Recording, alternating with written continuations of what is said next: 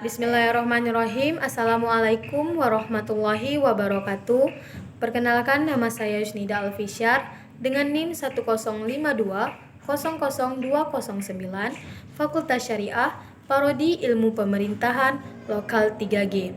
Baik, di sini saya akan menjawab pertanyaan-pertanyaan tugas dari pengantar ilmu hukum. Soal yang pertama yaitu jelaskan tujuan dan motivasi saudara memilih Prodi Ilmu Pemerintahan di Universitas Islam Negeri Sultan Taha Saifuddin Jambi sebagai instansi pendidikan tinggi dalam menempuh pendidikan lanjut. Baik, di sini saya akan menjawabnya. Menurut saya, pada awalnya saya tertarik ke Prodi Ilmu Pemerintahan ini dikarenakan mempunyai kualitas yang baik di Universitas Islam Negeri Sultan Taha Saifuddin Jambi. Dan ilmu pemerintahan ini menjadi jurusan terfavorit yang ada di Universitas Islam Negeri Sultan Taha Saifuddin Jambi. Ketika saya mencari lebih tahu bagaimana tentang ilmu pemerintahan ini, saya mempunyai banyak impian mengenai prospek kerja lulusan dari ilmu pemerintahan ini. Dengan masuknya saya ke Prodi Ilmu Pemerintahan ini, mungkin saya bisa berbaur ke masyarakat di sekitar saya. Saya bisa berkembang dengan ilmu-ilmu yang ada di prodi ini, karena ilmu pemerintahan lebih membahas kepada masyarakat sekitar dan lingkungan sekitar.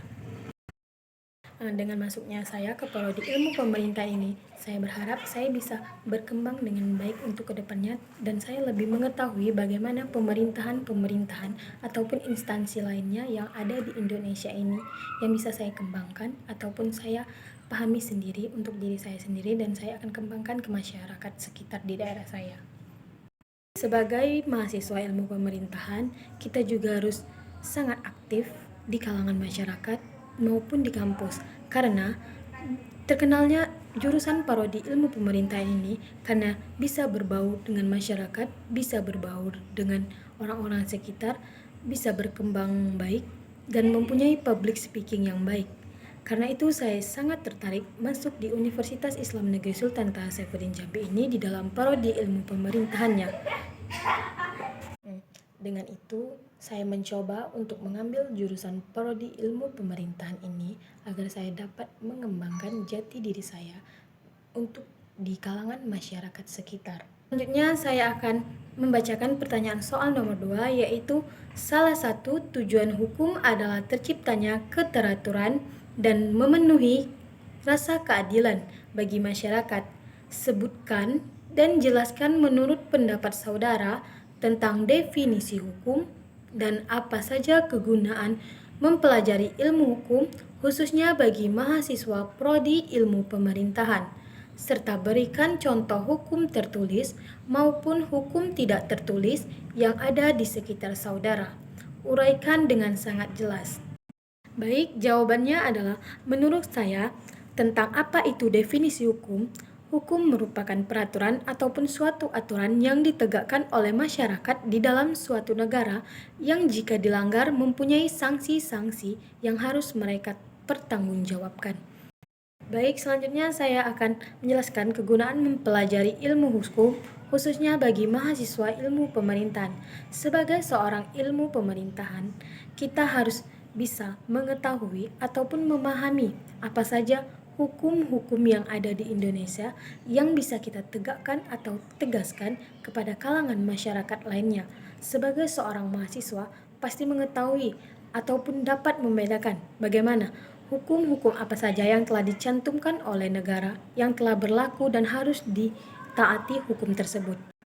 Dan juga sebagai seorang mahasiswa ilmu pemerintahan, kita harus menyadari dan mengetahui adanya hukum yang telah berlaku di negara ini.